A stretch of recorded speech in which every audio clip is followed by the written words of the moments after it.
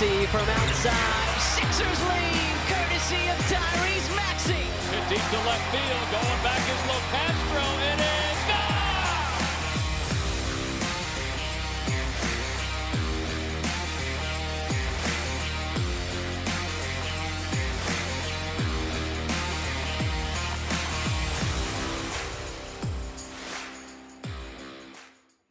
Hello, everyone, and welcome back to another episode of the Beef Up Front podcast here on Pick Swap Media. Your host, Ryan Coyle, as always, rolling on today with our college football preview series. Still in the SEC today, hitting on a team I'm quite bullish on, and a team that probably up there, the top 4 or 5 teams I'm most excited to watch this fall. I think it's a breakthrough season coming. They had a really good year last year, but I think this year is a breakthrough, obviously, with the expanded playoff and a real chance to not only get into the playoff, but compete for the SEC title this year. I think, especially on the offensive side of the ball, this squad's going to be legit. They have a real favorable schedule as well that should help them reach those goals, achieve those goals. But today's episode, we'll be talking about the Missouri Tigers. You know, not historically, at least especially since they've gotten into the SEC, transitioned over from the Big 12, haven't really been, a big-time successful program.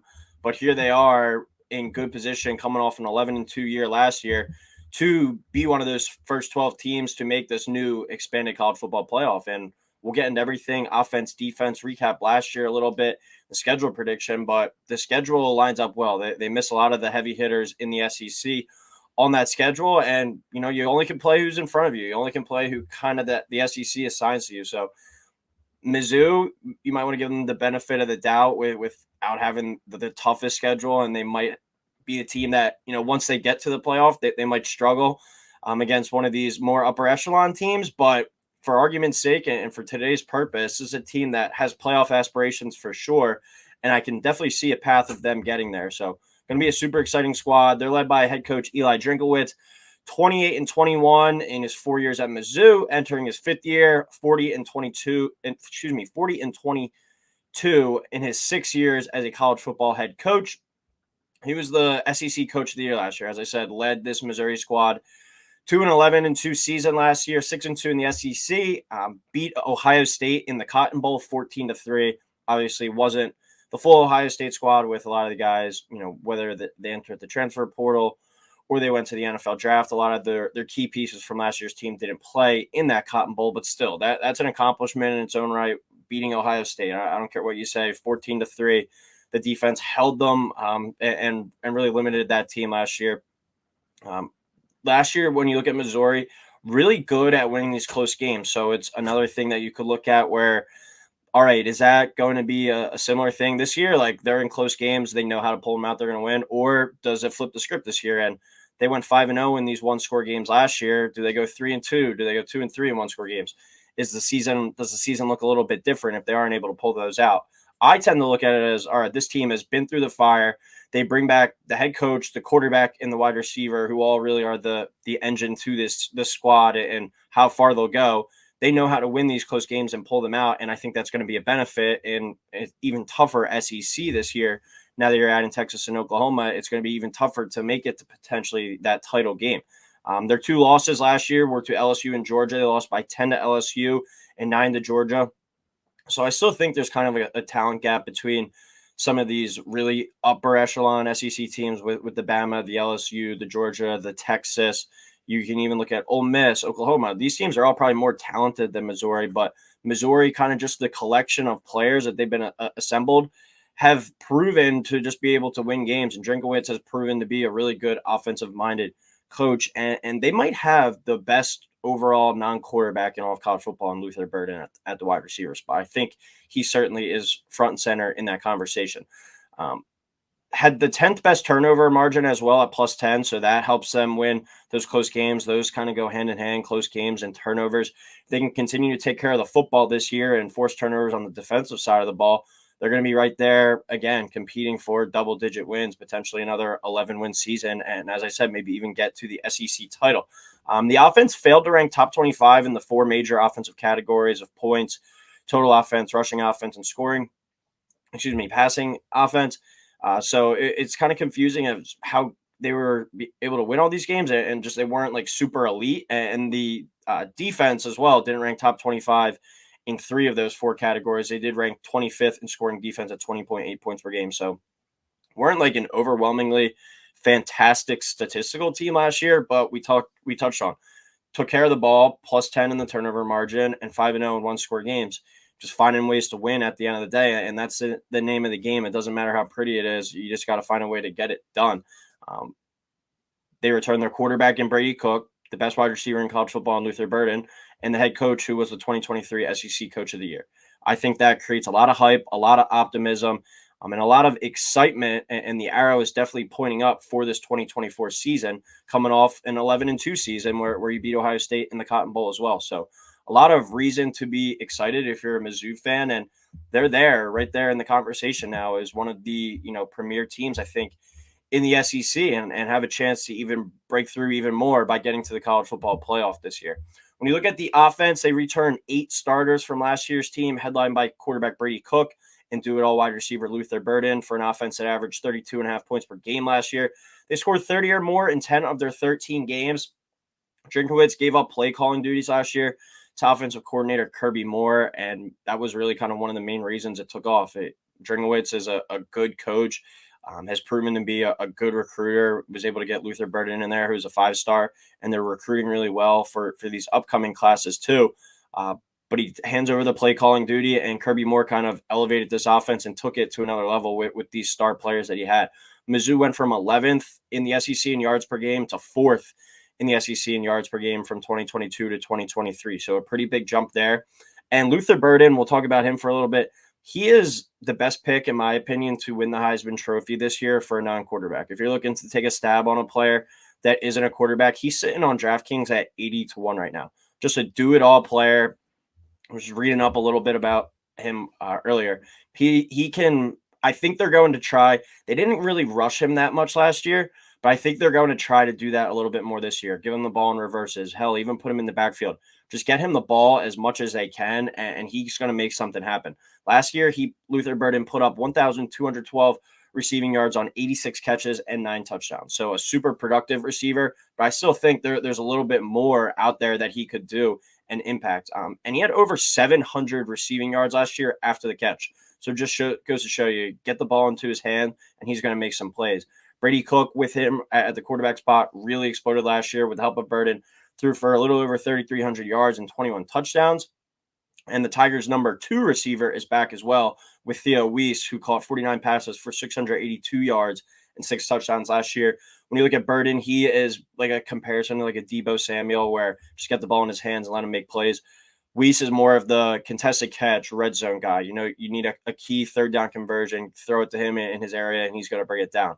So they're 2 really good receivers that complement each other.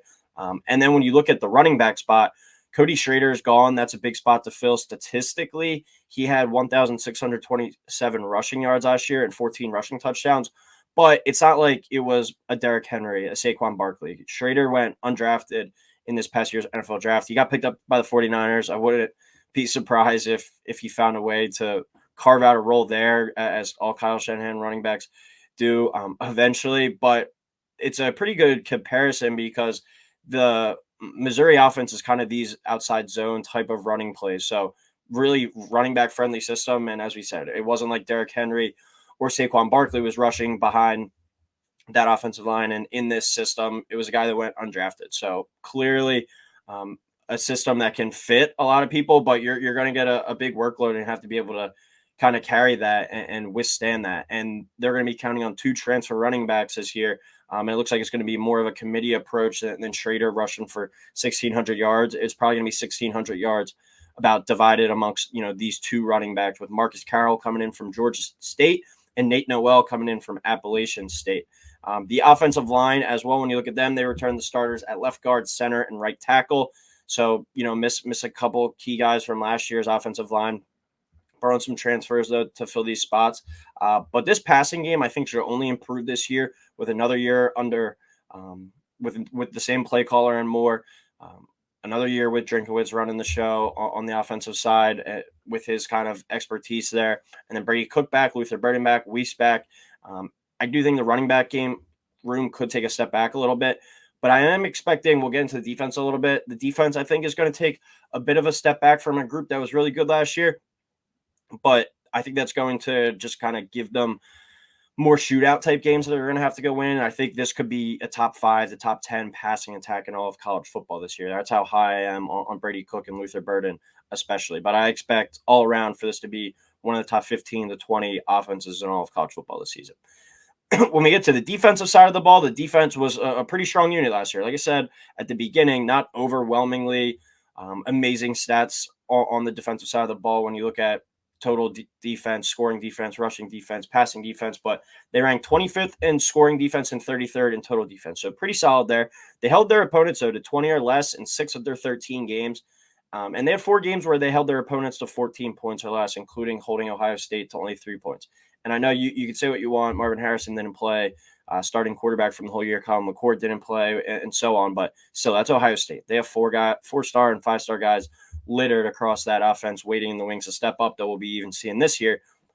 That's a team that had a lot of talent, and Mizzou was able to shut them down. So that was a strong unit last year.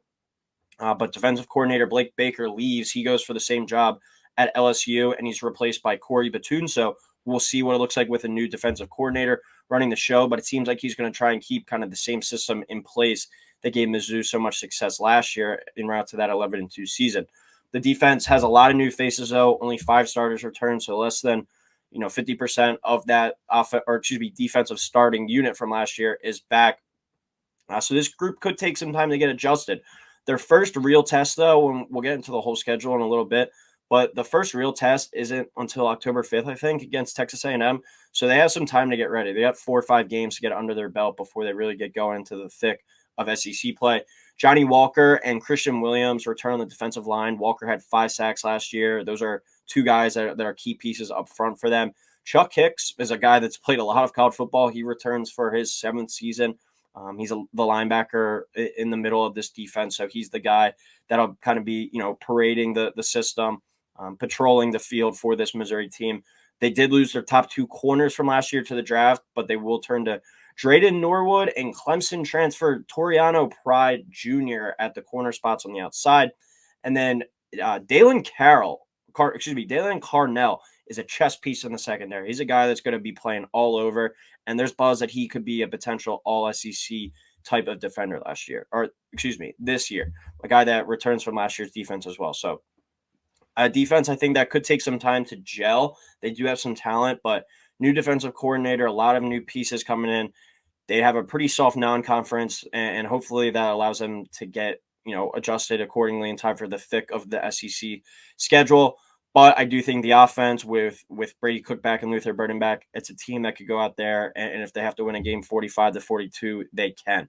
The defense might just have to be opportunistic and cause a few key turnovers and just get some of those key stops down the stretch.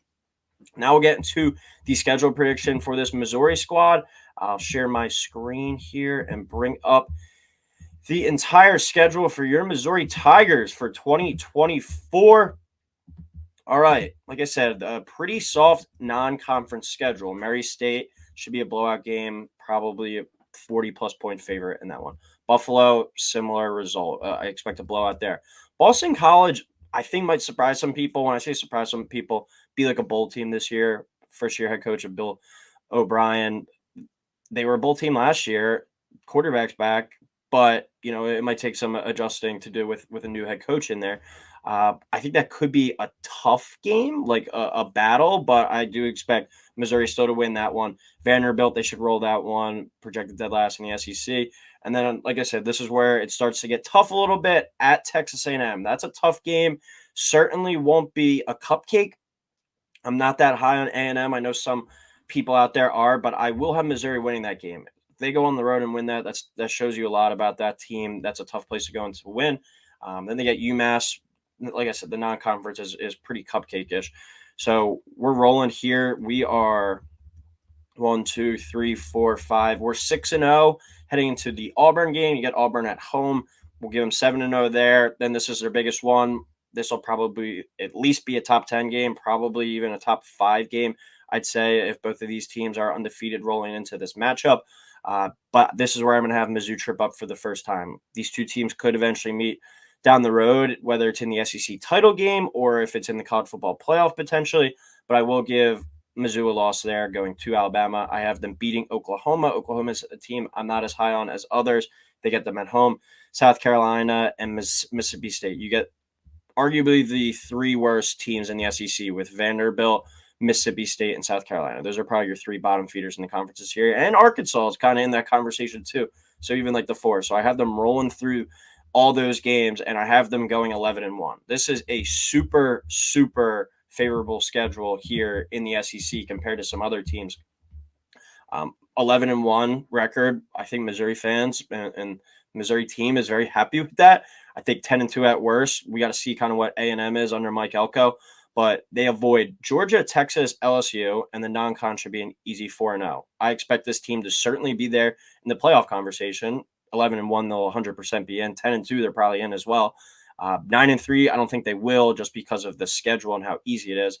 But I do think there's a path. If they go 11-1, their only losses to Bama. We don't have all the tiebreaker scenarios out yet, I believe, but there is a path for them to go to the SEC title game. They are plus 175 to make the playoff. I definitely think that's worth a bet. 40-1 to win the college football playoff. I'm not going to go that high just because there's still a talent gap, and the defense I do think takes a step back. Over under 9.5 is plus 135. A lot of these I haven't given out like official plays, just my lean and kind of what I would do. This is one that I'm going to take with that schedule. All they have to do is get the 10. I see easily 10, and I could definitely see 11. So plus money there for Mizzou to get the double-digit wins. I'm going to take that. The under is minus 160, too juiced up, I think, to even take that if you think that they're going under those 9.5. But I'll take them there at plus money at plus 135. You could look at it another way where it's like, all right, well, if they get to 10 wins, they're going to be in the playoff. So you might think, all right, I'm just going to take them at plus 175 there. But you also have to depend on some other teams in that scenario to be playing a little bit more poor. You just can't have like a bunch of 11-1 squads and then be like, all right, well, who are we going to leave out? Mizzou could get left out because of strength of schedule or strength of record. So just play it safe, I think, and take them there at the plus 135 for the over. Real favorable schedule, like I said, though. An 11-1 season should definitely get them into the playoff and potentially even the SEC title game. So huge season coming up for Missouri. One of the 4 to 5 squads I'm excited to watch the most. I can't wait to see Luther Burden and Brady Cook in that offense go out there. And no pun intended here, but go out there and cook this season. It's going to be a fun watch. And Missouri, I think they're going to kind of sneak up on people like college football, not diehards. Be like, oh, wow, Missouri is number 5 in the country headed into this Alabama game. So looking forward to it. As always, thank you everyone for listening. Please like, subscribe, and we'll talk soon.